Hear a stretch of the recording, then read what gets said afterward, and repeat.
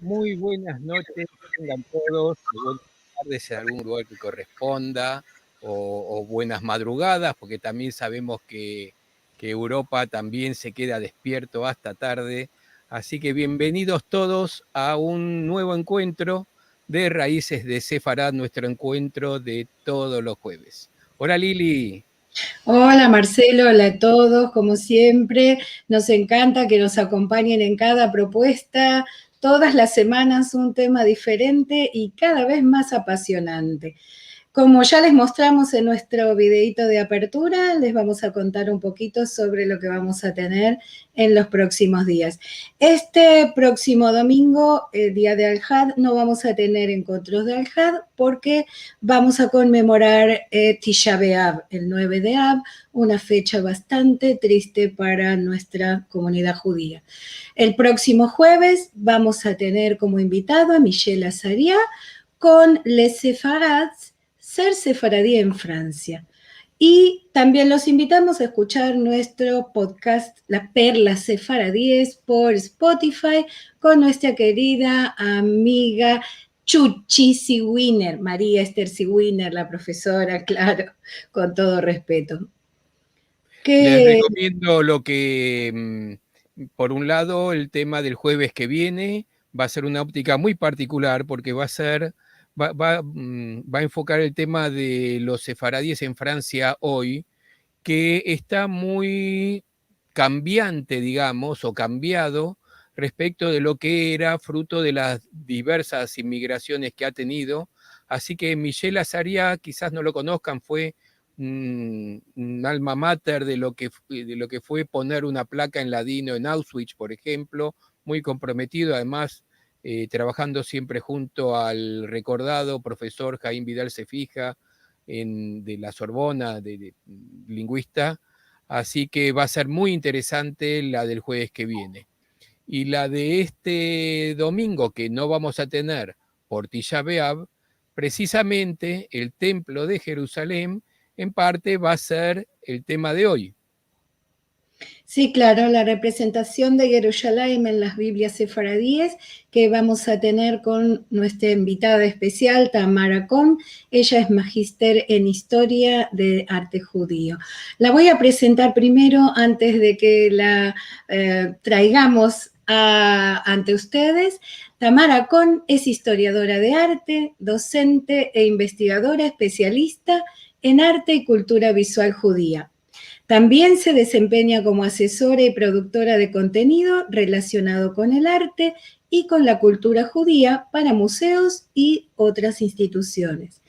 Es graduada de la Universidad Hebrea de Jerusalén y obtuvo su maestría en arte y cultura visual judía en el Jewish Theological Seminary en Nueva York en 2011.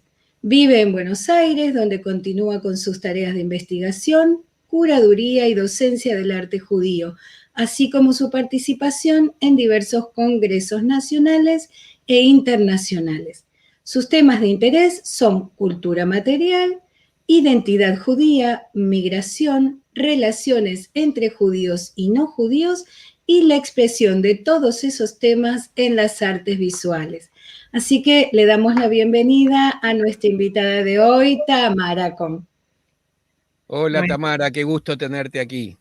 hola, Marcelo, gracias. Lili, Marcelo, gracias. De verdad, me encanta, es un placer para mí, un honor. Siempre todo el mundo se ríe de mí, de que con mi apellido tan alemán me encantan las cosas sefaradíes, estudio tanto toda esta época medieval, pero bueno, me encanta. Nos Es pone un muy tema que me contentos porque apasiona. además pues prácticamente una vez por año te tenemos y son maravillosas tus presentaciones, pero además el tema en sí no es de lo que uno encuentra todos los días al levantar cualquier libro o al buscar algo sefaradí o no solo sefaradí, judío en general, lo que es el arte. Así que tenerte es un placer bárbaro y el honor es para nosotros. Bueno, para mí es muy importante esto porque ya lo hablamos varias veces, siempre que vuelvo a presentar con ustedes lo vuelvo a decir, para mí es muy importante porque hay un montón de investigaciones, pero quedan siempre en la academia, en los congresos, y me parece súper importante que se pueda difundir todos estos conocimientos que después los libros no son accesibles, están en bibliotecas súper resguardados, y yo ya lo conté otras veces, pero y yo misma cuando investigué manuscritos para exposiciones que después se llevaron a cabo, tuve la oportunidad de verlos físicamente. Tuve en otros momentos sí oportunidades como estudiante, pero no como investigadora para exposiciones que se llevaron a cabo. Entonces, nosotros trabajamos con copias de buena calidad, pero nunca con el original. Solo cuando hay que buscar cosas que tienen que ver con el material o cosas que no están digitalizadas y eso. Entonces, para mí, realmente son materiales de muy poco acceso, muy poco accesibles, y me parece muy importante también, hay muy poco traducido al español, está todo en inglés, en hebreo, en alemán, bueno, en distintos idiomas, y hay muy poco publicado en español. Entonces para mí es importante poder transmitirlo y que se dé a conocer, porque tanto trabajo, tanta investigación, y que Seguro. Y para nosotros también es importante acercar a la gente. También te puede pasar que tengas en tu casa un libro de oraciones o una Haggadah de Pesaj que tenga ilustraciones, y de una manera u otra está cerca de uno como para ir después a hojearlo y ver qué puede encontrar ahí, ¿no? Sí, aparte de descubrir el origen de esas imágenes que nos rodean constantemente, porque es eso, nos enseñan un montón, nos enseñan cómo vivía la gente en la época medieval. Hoy vamos a hablar específicamente del templo, pero vamos a ver cómo recordaban el templo, qué lugar tenía, por qué lo hacían, qué nos enseñan todos estos manuscritos, cosas que hablamos siempre, todas estas iluminaciones, ilustraciones, sobre lo que era la vida cotidiana y cómo vivían nuestros antepasados en la época medieval. No tenemos cosas materiales más allá de las pocas, de los manuscritos y algunas imágenes que quedaron por medio de estos textos como ilustraciones. No tenemos tanto registro, entonces está bueno como enseñanza, y aprendemos sobre sus valores, su relación con la comunidad, su relación con los vecinos. Ahora, hoy tengo mucho para hablar sobre la relación con las comunidades de origen islámico y las comunidades católicas, así que esa famosa... Estamos muy entusiasmados con el tema, así que te vamos a dejar para empezar con esto. Bueno, la idea un poco hoy es hablar sobre la representación de Yerushalayim en las Biblias sefaradíes. Vamos a empezar por qué este tema, justamente porque se acerca esta fecha tan importante de Tisha B'Av, que es el 9 de Av, la fecha de 9 del mes de Av en el calendario hebreo. Y antes de ir a la destrucción del templo, vamos a hablar un poco de la construcción del templo, del santuario, del tabernáculo en el desierto. Vamos a hablar también de esto de las Biblias y de Jerusalén, de Yerushalayim. En la Biblia hebrea, Jerusalén aparece nombrada de distintas maneras. Se alude a la ciudad como el sitio del primer y del segundo templo, y como el lugar de la reconstrucción del tercer templo al llegar la era mesiánica, aún por venir.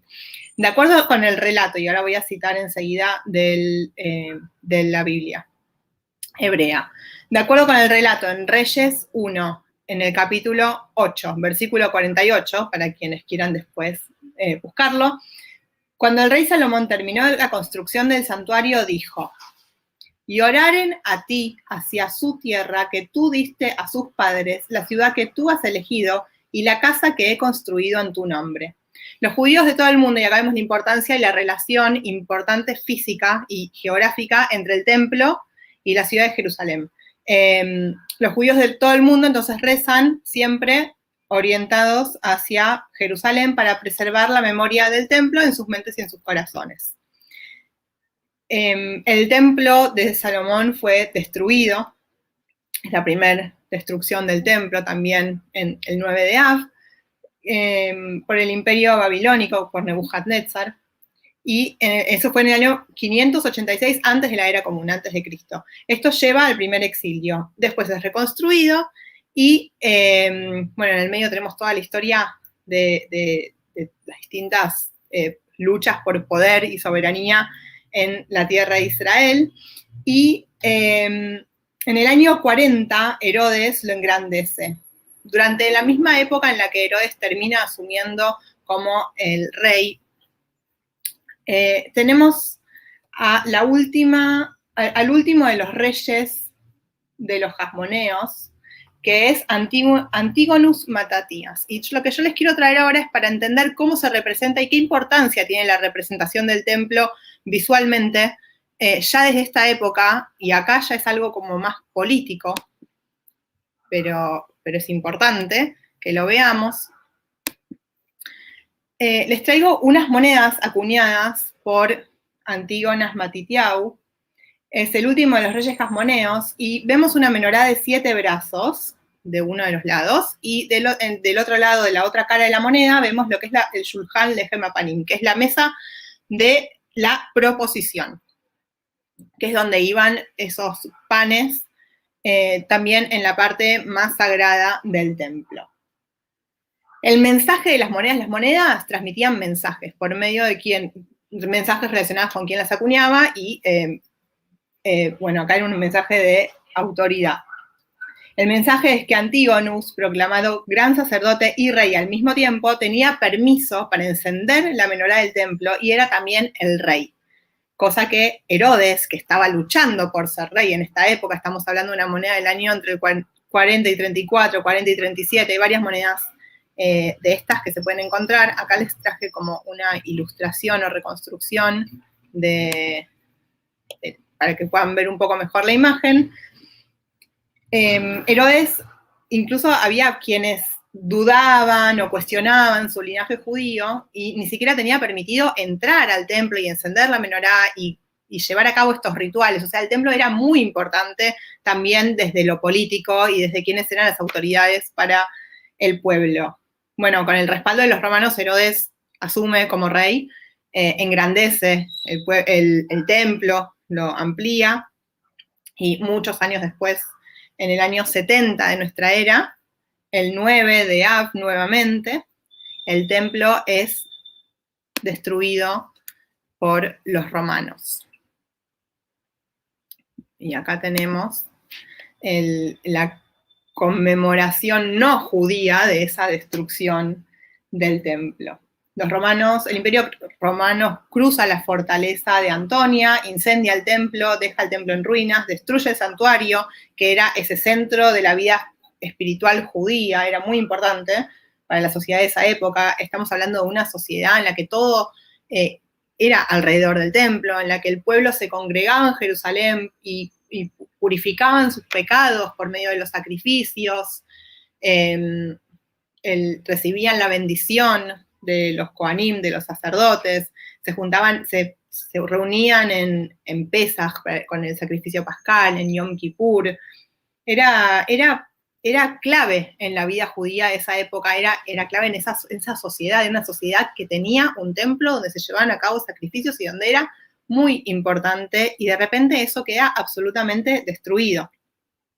Como consecuencia de esta destrucción, bueno, termina habiendo una guerra civil, los judíos son esclavizados, son dispersados por todo el Imperio Romano, muchos mueren de hambre, otros mueren crucificados, otros de pobreza, el centro espiritual se traslada, tiene que haber como un nuevo abordaje, porque templos ya no hay, entonces tiene que haber otras formas de conectar y de llenar ese vacío que se genera tras la destrucción del templo. ¿Qué pasa desde el lado de los romanos? ¿Y por qué les traigo el arco de Tito? El arco de Tito, que se construye en Roma en el año 81 aproximadamente, es el arco del triunfo que levantan los romanos por su triunfo en Jerusalén. Vemos cómo se llevan a la menorá, se llevan el arca, se llevan la mesa, se llevan todos los implementos que había en el templo. Los judíos no tenían, era muy típico en la antigüedad que cuando se invadía una ciudad, se entraba al templo y se destruía la estatua, la escultura de los dioses. Y así era como que destruían al dios, pero el pueblo judío no tenía una estatua de un dios en el templo. Por lo tanto, la manera de sacar a la santidad del templo era por medio de llevarse esta lámpara, esta menorá, que era la que daba luz. Todos estos elementos eran los que como que representaban tenían esa cosa con la presencia divina dentro del santuario. Entonces es la manera de los romanos de mostrar, y después esta idea de que si sacan a los judíos de Jerusalén y son dispersados por todo el mundo, por todo el imperio romano en este caso, van a romper con esa vida que estaba centrada en el templo y ya no iba a haber pueblo judío. En cambio, ¿qué pasa? El pueblo judío se reinventa y busca otras maneras de seguir adelante y nace ese nuevo judaísmo, por así decirlo, en esa época. Bueno, se cierra ese canal, ese vínculo de comunicación por medio del templo para el pueblo. Es una crisis espiritual muy importante y en este momento nos encontramos con diferentes respuestas y diferentes consecuencias de la destrucción del templo, desde lo político, lo social, lo económico y por supuesto lo cultural, y las representaciones visuales, que es a lo que quiero ir yo, del pueblo judío con respecto a esta catástrofe de la destrucción, pero no solamente eso, sino el anhelo de la reconstrucción de un tercer templo, la necesidad de preservar la memoria, de cómo continuar y cómo seguir adelante, no solamente quedarse en ese sufrimiento por la destrucción del templo en sí. Lo que les quería mostrar es que la menorá, si bien es un símbolo muy importante que va a aparecer como símbolo del templo, después de la destrucción y del levantamiento del arco de Tito, es una humillación para los judíos ese arco. Dicen que los judíos de Roma no pasaban por debajo del arco durante mucho tiempo. ¿Qué pasa en los años siguientes? Más o menos por 100 años no se vuelve a representar la menorá visualmente. Entonces tenemos las monedas de la época de la rebelión de Bar Kokhba en el año 134-135, donde se ven otras cosas, se ven las puertas del templo, se ven las columnas, se ve, estos son como los elementos relacionados con Sukkot, porque Sukkot es el festival de las cabañas, del tabernáculo, de estos elementos que se usan en este ritual, ¿no? Que se hacía también en el templo. Aparecen distintos símbolos que van a estar relacionados y que van a aparecer en el arte durante toda la antigüedad y que después van a volver a aparecer cuando veamos las Biblias en España. Para darles otros lugares y otras ideas donde aparece representado, tenemos sinagogas, siglo IV en la tierra de Israel. Acá tenemos un panel donde se ven las dos menorot. Y ¿por qué dos? Para que sea simétrico, para que no se represente la menorá en sí misma. Bueno, hay distintas razones. Lo que es interesante acá es que son dos candelabros y que hablan sobre el templo, de vuelta. El templo con la cortina, los elementos relacionados con el templo, los sacrificios y los rituales del templo de Jerusalén. Esto era en el suelo de las sinagogas. Hay varias con distintas representaciones, hay algunas que incluso tienen el sacrificio de Isaac como tema también que acompaña a estos paneles. Vemos también la menorá que se vuelve a utilizar ya como escultura en distintas sinagogas a lo largo alrededor de toda la tierra de Israel. Bueno, acá vemos como una descripción del Éxodo, de cómo tenía que ser esa menorá y en qué se basaban. No tenían la menorá para copiarla, sino que tenían la misma Biblia para poder ver y reconstruir y hacer estos dibujos. Dice, y harás un candelabro de oro puro, labrado a martillo, y también serán de oro su base, su tallo, sus cálices, sus glóbulos y sus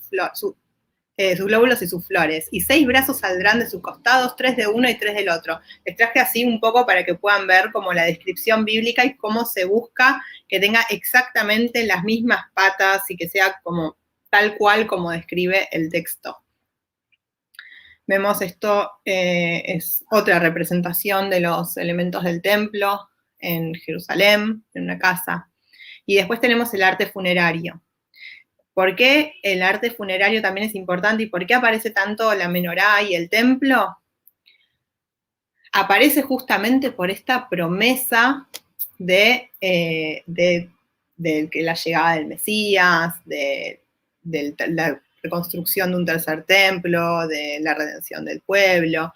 Entonces tenemos que en distintos lugares, en este caso ya del lado de Roma, que aparecen este tipo de objetos. Son objetos que también aparecen en el arte cristiano con otras imágenes. O sea, son los mismos objetos que utilizan los romanos, que utilizan los judíos, que utilizan los cristianos de esta época, en cada uno con sus propios símbolos en el arte funerario. Y estos que dice base de vidrio, se cree que eran como bases de unos jarrones y que después quedaban como arte funerario. Se ve el shofar, se ven las vasijas, se ve la menorá, se ven el lulav, los Sarbat Minim de Sukkot, se ve el león. Bueno, distintos símbolos, se ve el arca con los rollos. No vemos las tablas de la ley, vemos los rollos. Nos recuerda a la sinagoga, porque así veían ellos, así era en ese momento. Vemos acá otro ejemplo. Era muy popular.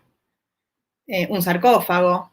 En el caso de los romanos, por ejemplo, en el lugar donde nosotros tenemos acá una menorá, en el caso de los sarcófagos romanos puede aparecer algún dios o la cara del difunto, hay como distintas representaciones. Acá vemos la menorá. De nuevo, placas funerarias, distintas cosas, distintos objetos y artefactos donde vamos a ver que aparecen los elementos del templo. Vemos como lo que les decía acá, por ejemplo, una placa en una iglesia. Acá vemos en la sinagoga tiene la menorá, en la iglesia tiene una flor y las cruces. Y finalmente llegamos a los manuscritos. Y ahora sí, seguimos en Medio Oriente de todas formas. Bueno, tenemos todas estas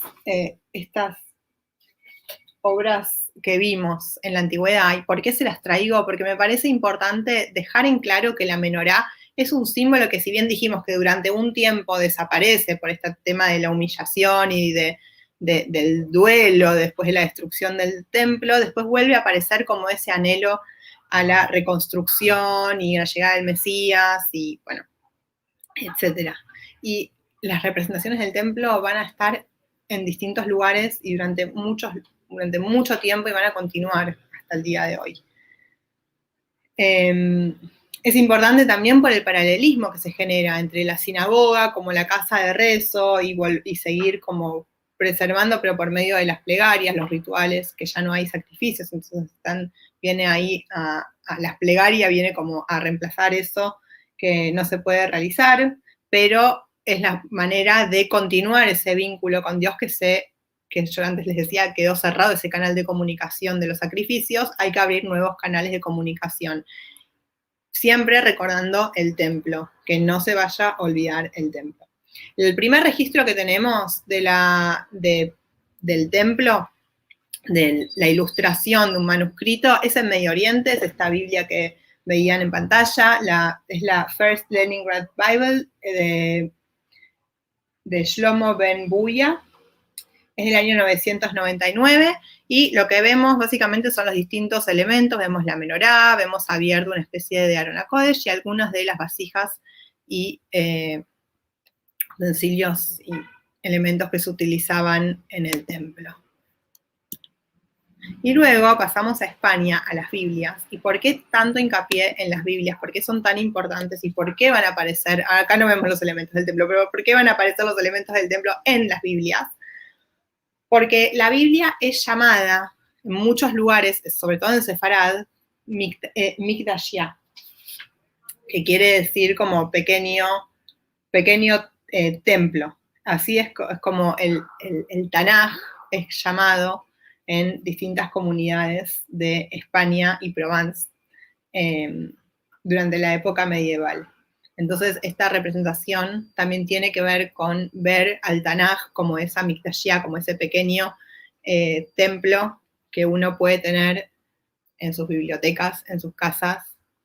Obviamente que los que tenían este tipo y accedían a este tipo de manuscritos eran familias adineradas, pero bueno, podían darse ese lujo de tener esos elementos en sus casas. De los manuscritos sefaradíes, lo que nos encontramos es lo siguiente. Hace mucho tiempo, yo creo que ya les conté alguna que otra vez, que hay dos tipos de manuscritos que se desarrollan en Sefarad. Tenemos, por un lado, las Biblias, donde vamos a encontrar los elementos del templo y donde tienen una gran tradición del arte y de continuidad con el arte islámico. Y por otro lado vamos a encontrar el desarrollo de otro libro que se separa del libro de rezos y que va a ser la Haggadah, que va a tener ciclos narrativos ilustrados, figurativos, con imágenes desde la creación del mundo hasta más o menos que reciben la Torá, en la entrega de la Torá en Sinai, todo con ilustraciones, van a tener ciclos narrativos completos. Son diferentes y generalmente lo que se suele decir, que no es del todo incorrecto, pero tampoco es del todo correcto, es que para las Haggadot se utiliza un estilo más relacionado con el arte cristiano, con lo narrativo, con lo figurativo, y que para el Tanaj, que es algo como que tiene la palabra divina, que no es un libro didáctico como es la Haggadah, porque todo el ser de Pesaj es un ritual como muy didáctico para enseñarle y para que los niños pregunten, y bueno, todo lo que ya sabemos de Pesaj, que en algún otro momento lo podemos charlar, pero es la diferencia entre la Biblia como ese libro que tiene que ser todo bastante más abstracto o no figurativo. La palabra que se usa es como icónico, porque no es que es iconoclasmo al nivel de iconoclasmo, pero sí que no hay anti-iconoclasmo, quise decir, sino que no hay tanta representación figurativa ni narrativa de las historias. Bueno, tenemos estas Biblias que en España, primero en Castilla, donde se ve esta influencia islámica, donde se ve mucha cuestión como arquitectónica. Las primeras son la de, se llama la Biblia de Marsella, pero no es de ahí, ahora les voy a pasar exactamente la fecha. Es una Biblia de Toledo, decorada con flores, en el siglo XIII. Fue escrita por Isaac ben Israel y tiene una decoración similar a las construcciones arquitectónicas del mundo islámico. Y es muy parecido a algunos de los palacios que se encuentran en Toledo. Similar a este manuscrito es el Keter Damesek, que ya se lo mostré creo que alguna que otra vez, que fue realizado en Burgos en el año 1260. Tiene todo un programa decorativo bastante similar en el estilo al de esta Biblia que vemos en pantalla. A ver si tengo acá. Y este se encuentra en la Biblioteca Nacional de Jerusalén. Estas Biblias vemos algo bastante, como les decía, bastante en el estilo y en la tradición artística del mundo islámico. Y después pasamos, y aparece esta Biblia, que es la Parma Bible, que es una Biblia escrita en Toledo, escrita e ilustrada en Toledo, en 1277. Acá donde dice folios, 7 versos y 8 reversos. Eso es porque se llaman así las hojas. Esa es la manera donde dice biblioteca, PAL, MS, PARM, 2668. Todo eso es como la información bibliográfica de cómo encontrar el manuscrito. Bueno, nada, dato de color para que cuando busquen un manuscrito sepan, se anotan esta información y así lo pueden encontrar. Al menos para poder buscar también las imágenes en internet o hacer alguna consulta o en algún libro, en otra, si volvemos algún día a las bibliotecas que se abran, cómo buscarlo. Bueno, pero entonces, volviendo, el Keter Damesek es el que veíamos anterior, parecían como todas esas rejas que parecían como esos elementos islámicos, y después aparece la Parma Bible. Fue realizada por Haim ben Israel, que supuestamente es familiar de Isaac ben Israel, que es quien realizó la primera de las Biblias. Es una copia de otra Biblia que realiza en Toledo, pero introduce por primera vez los elementos del templo, y por eso es tan importante, porque es la primera Biblia que aparecen estos elementos del templo después de aquella que vimos de Medio Oriente, y que es tan distinta, porque no es lo mismo lo que vimos en la otra Biblia que lo que vemos acá, que son 2 hojas donde se dividen y se ven exactamente todos los elementos. Tenemos la menorá, tenemos el arca, tenemos las mesas, tenemos todos los altares donde se realizaban los sacrificios, tenemos las distintas herramientas, hay como unas trompetas, bueno, todos los elementos. Pero lo más interesante, y lo que nos lleva todavía a una investigación más profunda de estas Biblias, es que esto de los elementos del templo se convierte en una característica de las Biblias sefaradíes. No es la descripción del Éxodo en el capítulo 25, que justo lo tengo acá abierto, que es donde se le da las instrucciones al pueblo de Israel de cómo deben ser los elementos del santuario, es aquella menorá que les cité al principio, que les mostré al principio, donde se le dice cómo van a realizar los elementos del tabernáculo, y después vuelve a contar que los hicieron, y los vuelven a describir uno por uno. No es eso. No es la descripción del templo en Reyes 1, del templo de Salomón. Es el templo mesiánico del futuro. La Biblia dijimos que era Mikdashia, y tenemos acá el símbolo de ese templo y ese anhelo de la construcción de un templo en el futuro. Las Biblias de Burgos y Toledo, y esto es lo más interesante de todo, se crean 200 años después de la conquista cristiana de Toledo. Fueron creados en un ambiente gótico, con muchos elementos arquitectónicos góticos, y es como muy interesante ver cómo estas Biblias, ya sea las primeras 2 que vimos, que no tenían ningún tipo de ilustración, como en este caso que sí la tiene, es interesante que fueron creadas en un contexto bastante cristiano, a pesar de que por ahí quedaban algunas comunidades. Es como esta nueva sociedad que se crea en España con la Reconquista, ¿no? Donde tienen que vivir las distintas comunidades, y hay un interés por el lenguaje artístico islámico que lo vienen a conservar los judíos en su arte. Esto también es similar en algunas sinagogas que quedan en Toledo que se realizan en Toledo en los siglos XIII y XIV. Se ven como de vuelta estos temas. Siguiendo con estas Biblias, y enseguida en un rato voy a hablarles de Maimónides, y van a decir,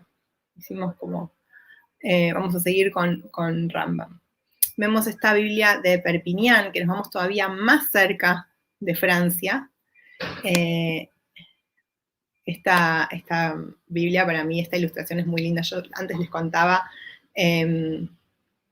antes de empezar, charlaba con Marcela y Liliana, y les contaba que esta ilustración de la Biblia de Perpiñán es la que, cuando yo era estudiante, cuando yo empecé y me empecé a interesar por el arte judío, nos mandaron como tarea ir a ver la descripción de la Biblia y hacer toda la comparación de cada uno de los detalles de estos objetos para ver con qué fuente bíblica se relacionaba, porque los elementos del templo son repetidos una y otra vez a lo largo de la Biblia en distintos momentos, y por ahí aparecen, bueno, ahí ya es crítica bíblica, ¿no? Pero aparecen como algunas diferencias entre uno y otro.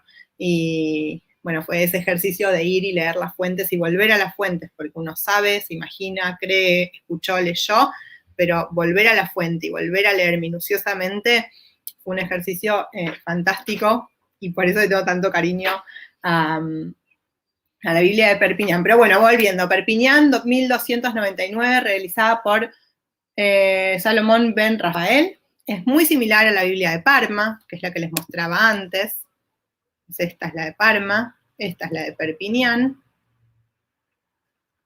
La diferencia es que en la Biblia de Perpiñán, en algunas páginas que no tengo acá para mostrarles porque no están disponibles las imágenes, vamos a ver algunos elementos góticos en la representación de algunos arcos. Lo que tienen las Biblias, tiene una construcción como el programa decorativo de las Biblias sefaradíes, que es bastante esquemático.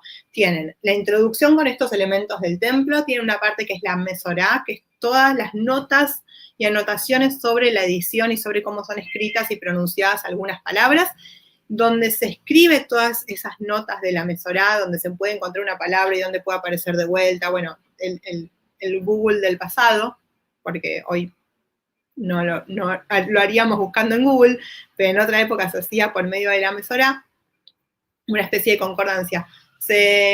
Aparece como en un marco de arcos, y esos arcos son como más parecidos a la arquitectura gótica. Hay otra Biblia que está en la biblioteca de Copenhague, que es de 1301, o sea, la Perpiñán es de 1299 y la otra es hace 2 años después. Posiblemente producida en Perpiñán, esta Biblia que está en Copenhague.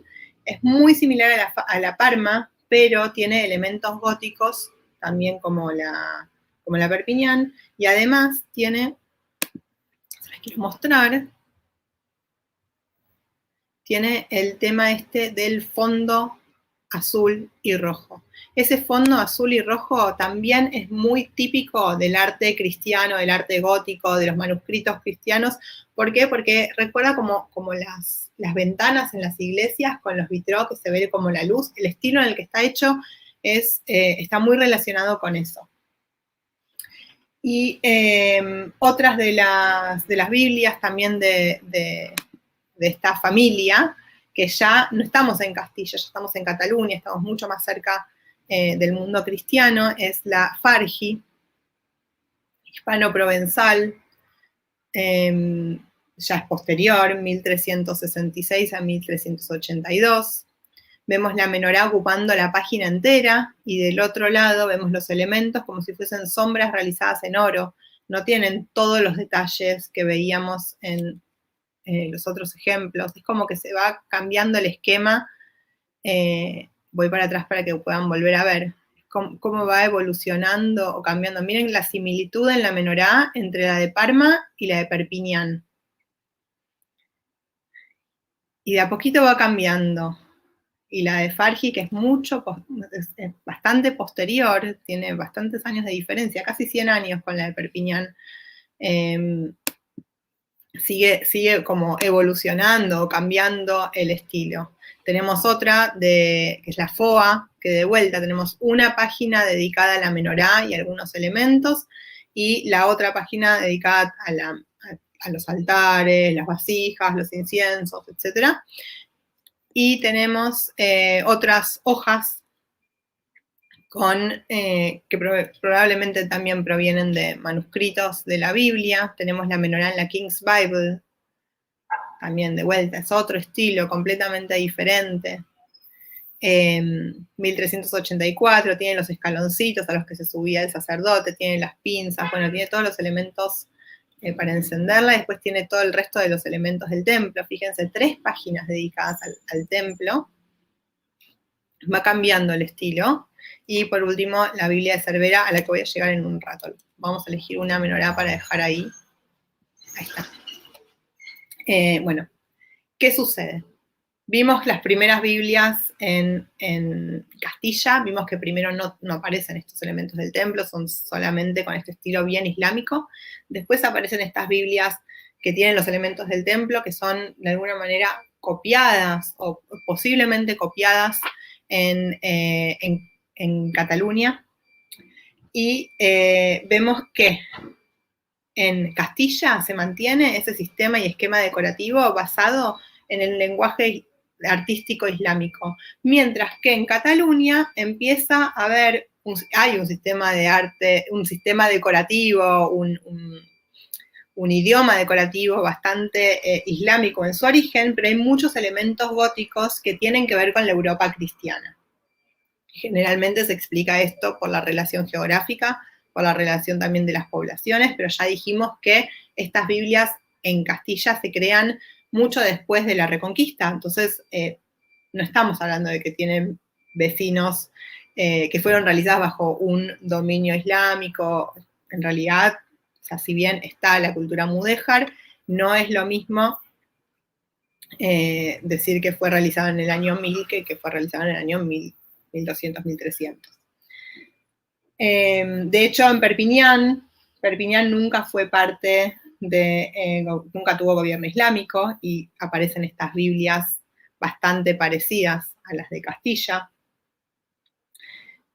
bueno, es como bastante complejo este tema porque no se puede solamente decir que tiene que ver con las relaciones comerciales, con la relación geográfica, con la convivencia, porque en Cataluña no había población de origen islámico en esta época, por lo menos de manera dominante.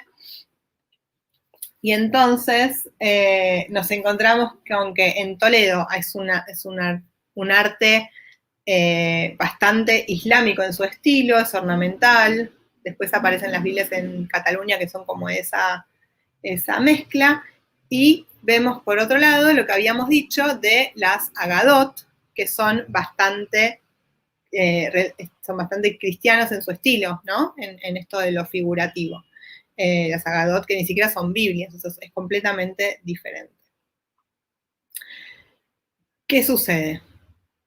Durante la misma época en la que es toda la Reconquista y donde el pueblo judío, los cristianos y los musulmanes se tienen que adaptar a estos cambios, a estas nuevas sociedades que se van formando, también hay un encuentro entre las ideas que vienen de Ashkenaz, del mundo ashkenazí, de Francia y Alemania, que tienen que ver con lo místico, y el racionalismo que viene del lado de Sefarad y de Maimónides. Cuando empezamos a analizar la representación de los elementos del templo, nos damos cuenta con que, como les dije, es el templo mesiánico, es otro templo, son otros elementos, y que se condicen mucho con las descripciones que hace Maimónides en el libro 8 de Abodá, el libro 8 que se llama Abodá en Mishneh Torah. En Mishneh Torah, Maimónides explica cuáles son todas las leyes de los sacrificios y dice, voy a buscarlo para no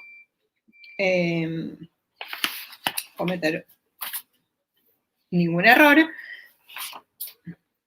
pero lo que tenemos,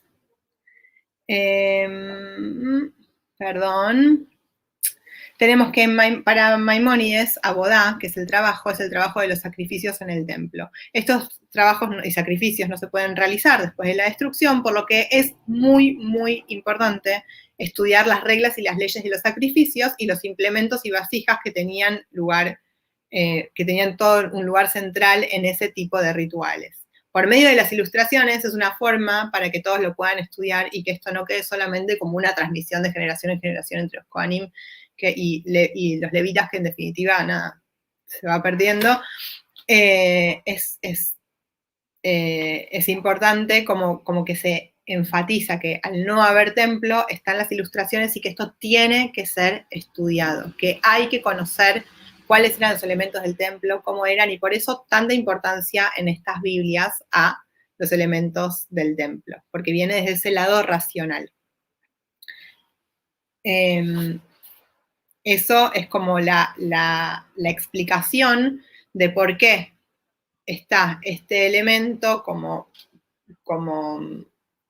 tan importante y por qué viene con ese estilo artístico islámico, porque se cree, o por lo menos muchos investigadores argumentan, que lo que hay es, por un lado, las comunidades que vienen de Ashkenaz y que están abiertas a esas influencias del mundo ashkenazí y que son menos racionalistas, utilizan el arte narrativo, el arte cristiano. El arte no es arte cristiano, son estilos artísticos como el arte gótico y todos los elementos nuevos están abiertos a eso, mientras que las comunidades que vienen de un pasado que tiene que ver con un dominio islámico, utilizan el arte islámico para hablar de que para ellos es importante toda la parte racional y es como una representación de, es como mucho más allá del estilo geográfico, sino que tiene que ver con un origen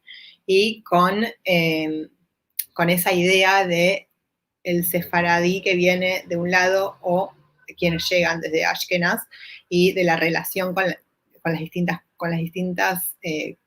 culturas que los rodean, con la apertura o no a estas culturas. Y para terminar, lo que les traje es otra Biblia que yo quiero mucho.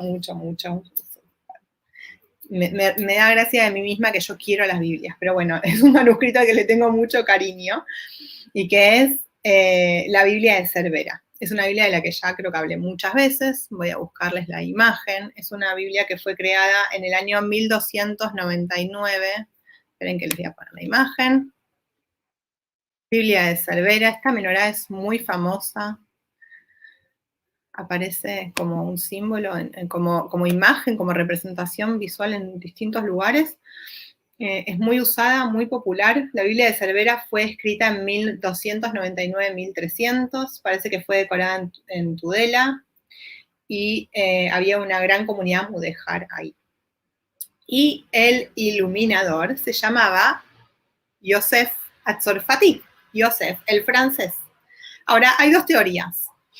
O venía de una familia de Francia, o es llamado Yosef Atzorfati, justamente, él se llama él mismo Yosef Atzorfati, justamente porque eso también representa su convicción como más ideológica con respecto al judaísmo y con respecto a las interpretaciones. Si se va más para el lado de Rambam sería más racionalista, y si sería Tzorfati está más relacionado con el misticismo y con el estudio del Talmud y otros tipos de interpretaciones.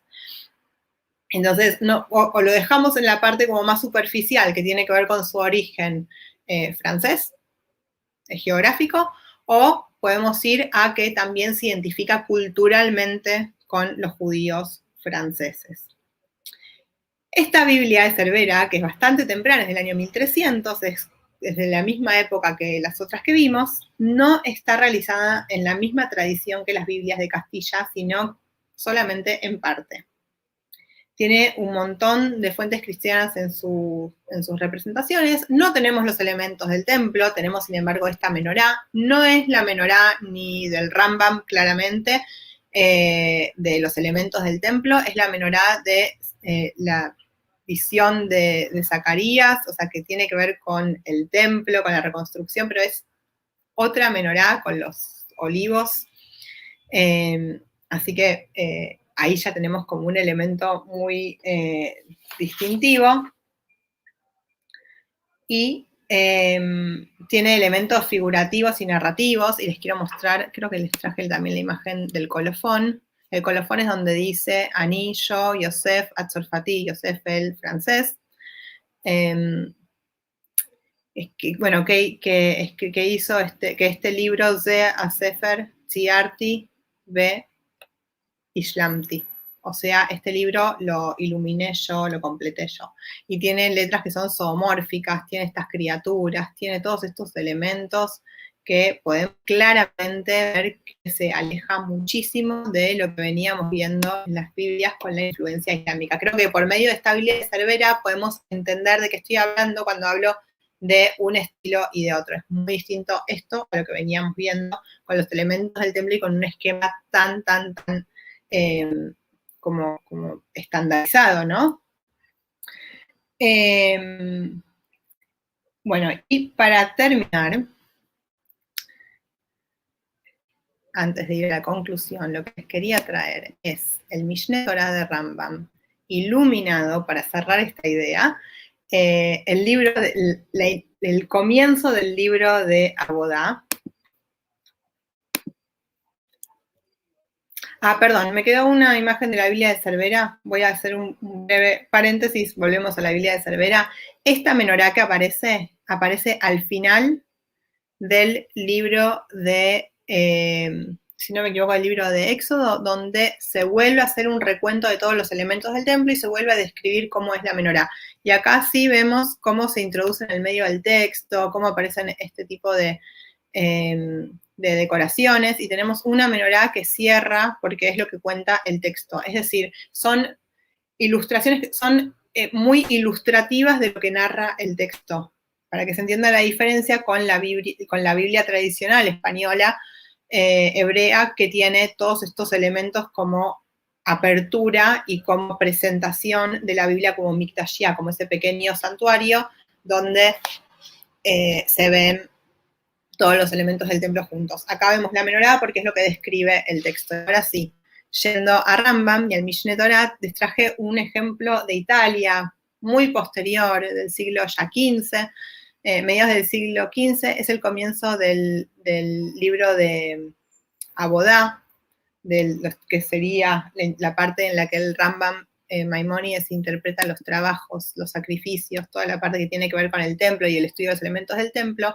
y que lo que les quería traer es cómo se representa ya en otra época, en el norte de Italia, en otras culturas judías, Jerusalén. Jerusalén aparece acá con el domo de la roca, que se ve la imagen de Jerusalén que traen los cruzados a Europa, cristianos que traen los cruzados a Europa. Vemos acá, sí, haciendo los sacrificios a los sacerdotes a los costados, y vemos, esa es la imagen de Jerusalén, cómo se veía Jerusalén en esa época. Nada que ver con los elementos del templo en sí mismo, nada que ver con el estudio de cada uno de los objetos en sus detalles y la relación con la descripción en el texto, sino que vemos que es como una ilustración como más decorativa y alusiva a cómo se vivía en esa época y qué es lo que se veía. Entonces, vemos el Duomo octogonal, la imagen es traída, como dije, por los cruzados y se vuelve como a este modelo cristiano es adoptado por los judíos, por los musulmanes, por todos, como esa representación de Jerusalén. Aparece un salmo arriba que dice, es el Salmo 122.6 y dice, reza por la paz en Jerusalén. Y bueno, nada, para traerles un poco la diferencia y el contraste que tenemos entre una Biblia hebrea iluminada en Sefarad con todos estos elementos del templo y lo que vemos en el Sefer Abodá de Mishneh Torah por el mismo Rambam, que es el que nos va a definir cómo va a ser, o sea, todo este tema con Maimónides y los racionalistas y los que venían y los Ashkenazim, como toda esta Hasidut Ashkenaz sería, toda esta controversia termina en Mishneh Torah de Rambam iluminado en un estilo muy cristiano en Italia, con, bueno, Jerusalén representada como se veía en esa época y no como se debería ver con el templo por venir o como se veía en la época del segundo templo. Así que, bueno, esto como así ese recorrido por estas imágenes, por las Biblias sefaradíes. Hay mucho más, pero nada, vamos a cerrar con esta idea. Tengo como una pequeña conclusión sobre qué es esto que vimos para que recordemos. Ahí me sale la docente adentro. Tenemos que las Biblias, que la representación de los elementos del templo en las Biblias españolas, sefaradíes, son sin relaciones espaciales, están descontextualizadas en el espacio, carecen de un ambiente físico, no vemos ningún fondo, son simplemente los elementos y no tienen ninguna relación entre uno y otro, ni siquiera hay como una jerarquía, por ahí la menorá ocupa más lugar, pero fuera de la menorá, el arca y la mesa, después están todos los elementos acomodados en la hoja como si fuese un Tetris.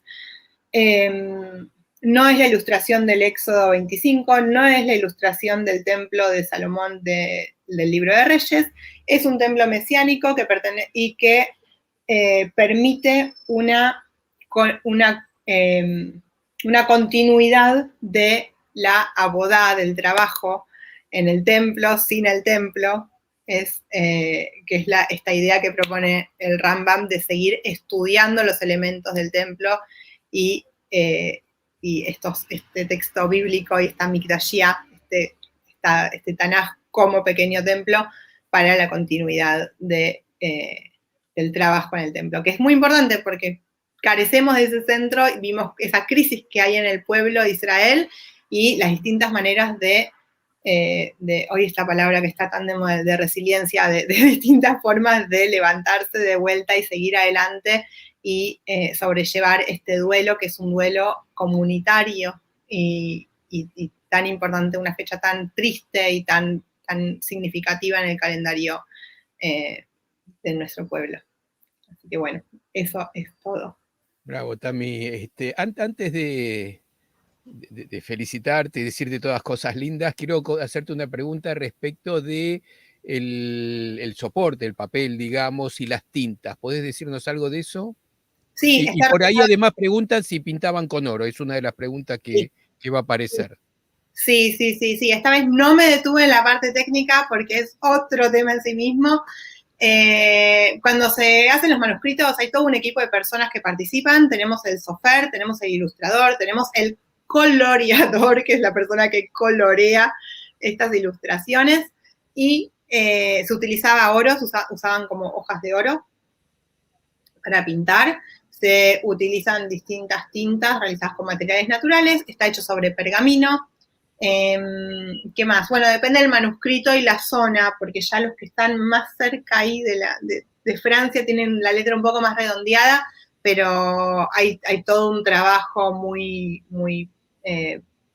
importante que tiene que ver siempre con la identificación de cómo están escritas las letras, cómo es la caligrafía, sería, para ver el origen. Las letras sefaradíes son más cuadradas, las ashkenazíes son más redondeadas, y tienen también la diferencia si se escriben con pluma o con caña. Bueno, nada, es todo un tema en sí mismo. Pero tiene que ver con eso, con que en la letra ashkenazí, si no me equivoco, ya no me acuerdo cuál era cuál, pero creo que la ashkenazí tiene como partes más redondeadas, y la sefaradí es como más cuadradita. Así que bueno, es pergamino, y generalmente donde hay ilustración, depende el manuscrito, pero hay muchos manuscritos que del lado que hay una ilustración que ocupa toda la página, del otro lado queda la hoja libre. Claro, una cuestión de supervivencia de la imagen, seguramente. Sí. Tami, hermoso todo lo que nos trajiste. Es por un lado instructivo y por otro lado hermoso de ver, porque estamos hablando de arte en definitiva. Así que hermoso, realmente hermoso lo que nos trajiste.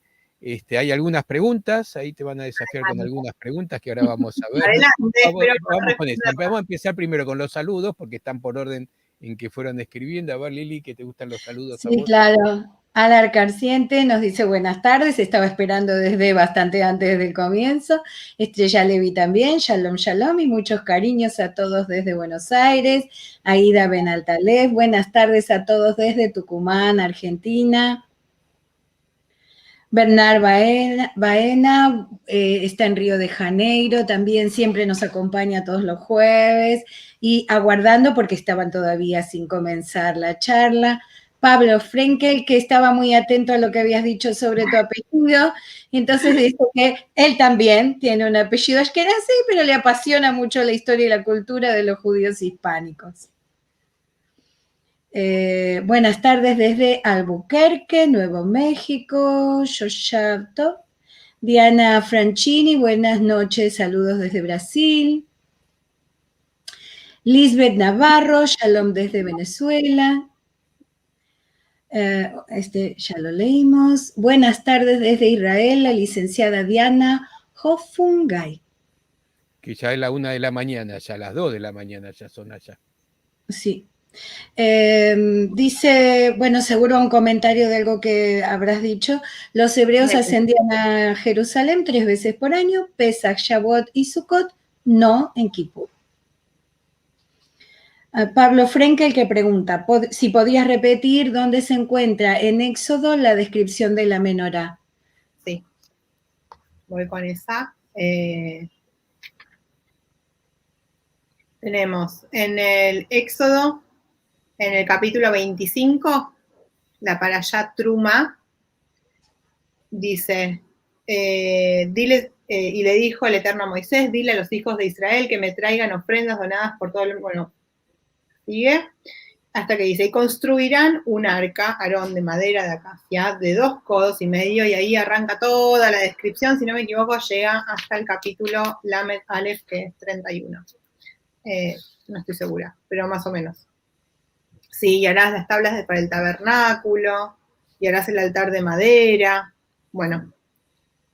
Y eso es todo lo que tienen que hacer, es toda la instrucción. Y después vuelve a aparecer cuando, a eso ya creo que es el 31, cuando le dicen, capítulo 31, que es cuando designan al artista Betzalel como quien va a hacer todos los elementos del templo, y describe todo lo que hizo Betzalel. O sea, primero es las instrucciones para hacerlo, y después viene Bezalel y lo hace, y todo eso lo cuenta. Y después al final del libro del Éxodo, vuelve a hacer un recuento de todo lo que hay. Es como bastante repetitivo, una y otra vez. Yo creo que por eso también esa explicación de que es tan importante estudiar los elementos del templo, porque realmente aparecen muchas veces. Claro. Ya lo veo a Pablo escribiendo una novela con este tema. Escribe. Bueno, Jacqueline te aplaude. Milko López Castro te saluda desde Madrid. Héctor Rivera, nos están viendo desde Lakeland, en Florida, en los Estados Unidos. Acá Jobab Top, que preguntaba lo de oro, bueno, quedó respondido. Los colores representan el Tejelet, Tolat, Yani, etcétera. O sea, son los, el azul que aparece en los talitim y en otras partes. No, en realidad se utilizan distintos colores relacionados con tradiciones artísticas locales. Es lo que estaba diciendo antes, de que, por ejemplo, el rojo y el azul tiene que ver con las ventanas de las iglesias y el arte gótico. Justamente lo que tenemos es esto, tenemos un texto muy, muy, muy específico en los detalles de cada uno de los elementos del templo. Lo que no tenemos lo podemos inventar, lo podemos tomar de nuestros vecinos. Entonces, ahí es donde entran en juego las reglas de qué se puede hacer y qué no se puede hacer. Generalmente pasa eso. Lo que está escrito, lo que tiene que ser y tiene que ser así, ya está la regla dada. Pero cuando la libertad artística, el lugar del artista, el artista entra en juego con su creatividad en el momento en el que puede, por ejemplo, decidir pintar un fondo y que ve que se le dividen como ventanitas y que lo puede pintar como otros manuscritos cristianos. De hecho, compartían talleres, trabajaban juntos. No es tan como que había una división tan tajante que los judíos no podían ser artistas. O sea, hay bastantes teorías sobre que esa idea de que los judíos no eran artistas y que no pintaban y que no hacían, no es tan así. Además, me imagino que los vecinos eran distintos en distintas ciudades. Por supuesto. Y además, las escuelas tendrían profesores de técnica y no había escuelas judías sino judías, seguramente. Exacto. Además, tener un taller para iluminar era una cosa bastante costosa y sí, seguramente se compartía entre varios artistas por la necesidad de no tener gastos tan enormes, ¿no? Y trabajaban con libros como modelos, entonces de repente aparecía un artista que iluminaba una Biblia cristiana y vos tenías tu Biblia para iluminar con el modelo de la otra Biblia, porque como vimos se copian unas a otras una y otra vez, pero sacan una cosa de otro y por ahí se trabaja así, es un mundo real, no es un mundo tan estructurado de esa idea de que los judíos hasta la emancipación no pintaron, no podían participar. Felisa Rivero nos manda shalom desde Puerto Rico. Bernard Miller dice, qué panorama histórico y qué evolución y mezcla cultural más interesante. Muchísimas gracias desde Londres. Aida nuevamente, muy interesante charla. Gracias Marcelo y Liliana. Y yo agrego, y Tamara. No alcanzo a percibir influencia de elementos cristianos en las Biblias y candelabros judíos de esa época sefardí. ¿Puedes apuntar cuáles son los elementos cristianos en el arte judío? Sí, cuando... El tema de los vitró. El tema del fondo, después estaba el tema de los arcos puntiagudos, que son más góticos, vienen de la arquitectura gótica. No hay no hay estilo judío. No tenemos estilo judío, tenemos Biblias hebreas que tienen un lenguaje artístico, en inglés es un artistic idiom, es un idioma artístico, un lenguaje artístico islámico o un lenguaje artístico cristiano. O sea, no hay algo cristiano ni algo islámico, sino son lenguajes artísticos, que tiene que ver con lo gótico proveniente de Francia, en el caso de algunos de los ejemplos, y después tenemos estas primeras Biblias que ni siquiera tenían los elementos del templo, que son más bien con los elementos como más islámicos, que son como estas rejas que se ven, parecen como elementos arquitectónicos No sé si respondí a la pregunta. Creo que sí. Hablando de Francia, no se olviden que el jueves que viene tenemos a un francés, a Michel Azaria. Adrián Cohen, que dice, gracias Tamara por tu disertación. Uno que se dedica a la gráfica, él también tiene Su beta conocimiento. artística. También, bueno, abuelita, que no recuerdo el nombre, creo que lo dijo en algún momento, ¿a qué llamas templo mesiánico? El templo mesiánico es el tercer templo, el templo que se va a construir con la llegada del Mesías en Jerusalén. Es el templo que no existe. Y esta idea de Rambam en Mishneh Torah creo que lo que hace también es hablar de la importancia de seguir estudiando los elementos del templo. Y si no me equivoco, porque yo no fui, que esto realmente no lo hice, voy a ser honesta, no fui a leer Mishneh Torah para ver cuál es la descripción exacta, seguí la línea de los investigadores y maestros míos, pero es una descripción un poco distinta a la descripción que aparece en la Mishnah y que aparece en la Biblia. Sí. Una de las cosas que señala una de las investigadoras, que no era Catherine Coleman Apple, Shulamit, a ver si lo encuentro. Si lo encuentro, les digo. Shulamit Laderman, que es profesora en Israel, creo que en Barilán. Una de las cosas que ella señala es que en la Mishnah aparece que el mundo se sostiene sobre 3 elementos: Torah, Abodá y Gemilut Hasadim, o sea, las buenas acciones, la Torah y el trabajo, que es las plegarias en nuestra época, pero que son el trabajo en el templo, en la época bíblica, o en la época del Talmud sería. Lo que hace el Rambam en Mishneh Torah es cambiarle el orden, y Abodá pasa a ser lo último en estas 3 categorías, o sea, dice Torah, Gemilut Hasadim y Abodá, y cuando dice Abodá habla específicamente del trabajo de los rituales y los sacrificios que se realizan en el templo, y que son todas esas mitzvot y leyes que no se pueden cumplir y que no tienen una base racional ni una base ética.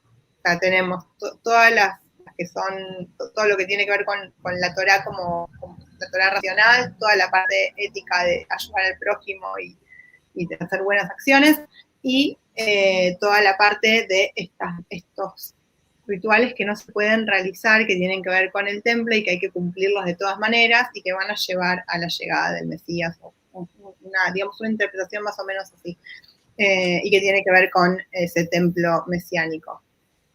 Seguramente confunde bastante la palabra mesiánico, que se usa tanto por una corriente nueva que hay, entonces confunde.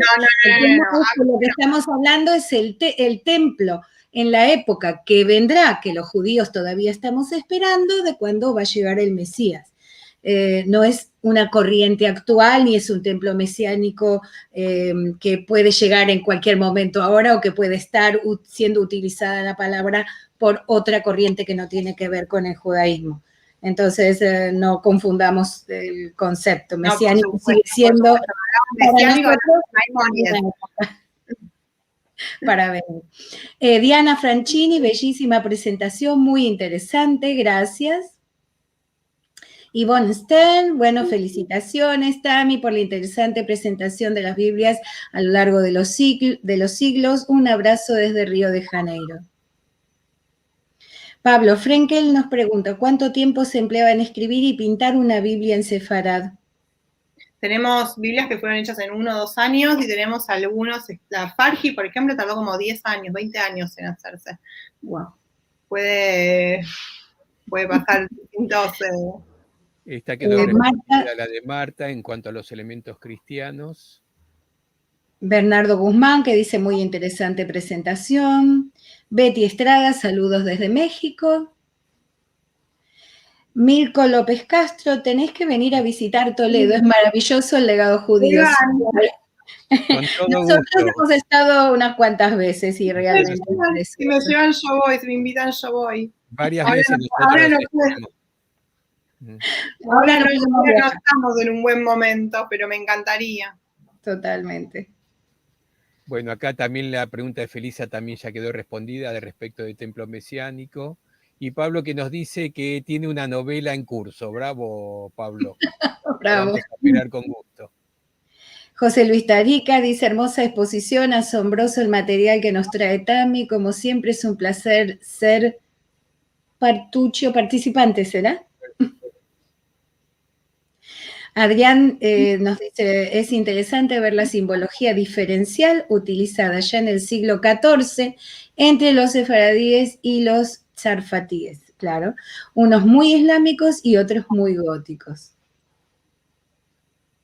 Sigue con el tema mesiánico, pero ya quedó aclarado. Claro. Sí, por eso lo decía, justamente porque nos confunde un poco la terminología nueva de mesiánico, ¿no? Que no tiene nada que ver con la nuestra. El rojo y el azul sí correspondían al uso cristiano de los elementos sagrados. Lo sagrado era azul y rojo. Así Jesús y la Virgen María siempre están representados con azul y rojo y no con otros colores. Bueno, por eso digo que viene del arte gótico. La inclusión se usa mucho en las ventanas. Claro. Felisa Rivero dice, ¿nadie ilustra la Jerusalén celestial de Ezequiel y Apocalipsis? Tenemos la de Zacarías, esa menorá de Zacarías, más que eso. Después sí, pero es mucho más común en el mundo ashkenazí, no en el mundo sefaradí. En el mundo sefaradí, pero por eso digo, viene de una cuestión muy racional, de una cuestión muy relacionada con esta visión de Maimónides, de los elementos, estudiarlos y tenerlos presentes para después poder realizar los trabajos en el templo, los sacrificios, o vivir en ese templo que no tenemos en este momento. Vivir los rituales en el templo. Hay un montón sí, hay ilustraciones Esto es el chiste que siempre se dice, los ashkenazim siempre tan dramáticos, ¿no? Es que es así, es lo bien racional que viene de esta influencia islámica y de Maimónides, y toda esta parte que viene con Hasidut Ashkenaz, que no son los hasídicos, sino son un grupo de judíos que tienen que ver con uno de los primeros misticismos que hubo en la Europa Ashkenazí. Claro. Bueno, y para terminar, José Luis que aclara que lo que decía es ser partícipe de esta conferencia. Claro que sí. Muchísimas gracias. Y ahora sí, con esto ya mandamos todos los saludos, ya cumplimos con todos. Tami, buenísimo, como siempre, nos encanta escucharte, aprendemos muchísimo, la pasamos muy bien y además vemos cosas hermosas que dan ganas de salir a googlear y empezar a buscar Biblias iluminadas. Adelante. Hay varias páginas que tienen así como recolecciones. Aparte empecé con las monedas, que parecía, y esto que tiene que ver con Sefarad, y después vemos esa menorá cómo sigue en el tiempo y cómo se convierte en ese símbolo tan importante cerca de Tisha B'Av. Me pareció que estaba bueno verlo como ese símbolo del templo del judaísmo, de la continuidad. Bueno, nada, muchas gracias, Marcelo y Diana, por el espacio. Muchas gracias a todos los que están del otro lado y que mandaron tan lindos mensajes y por las preguntas y por escuchar y por conectarse y por seguir el hilo. Es un tema que no es fácil, todo esto de que Castilla y Cataluña y cuándo fue cada reconquista y si hubo o no hubo influencia islámica. La verdad que por lo menos para mí, como buena ashkenazí, es un tema bastante complejo entre los reinos de España. Que con los años aprendí a entender e interpretar. La verdad que es una época de todos unos cambios culturales e intercambios culturales súper interesantes. Así que, bueno, muchas gracias a los que están del otro lado. Y gracias a vos. Y si esto lo están viendo, no en vivo, sino en lo que queda en YouTube, entonces dejen los comentarios acá abajo. Sí. Bueno, a ver, ¿qué nos queda para esta semana, Lili? Nada, solamente recordar que este próximo fin de semana no tenemos encuentros de Al-Had en Ladino porque estamos conmemorando Tisha B'Av, el 9 de Av. La próxima semana, el día jueves, tenemos Les Sefarads, Ser Sefaradí en Francia, con Michel Azaria desde Francia. Un Sarfati en serio es este, un Sarfati de verdad. Sí, es auténtico, será muy interesante, un panorama diferente sobre lo que es ser sefaradí hoy en Francia. Y bueno, que escuchen nuestras perlas sefaradíes de la mano de la profesora María Esther Siwiner. Cada semana hay un tema diferente.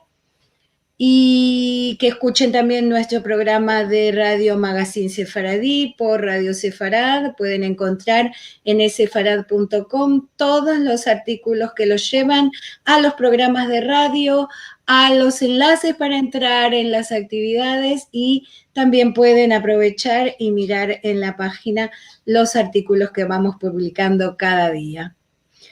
Bueno, así nos vamos. Gracias, Tami, gracias a todos. Nos vemos entonces el jueves. Tami, quédate, así te saludamos.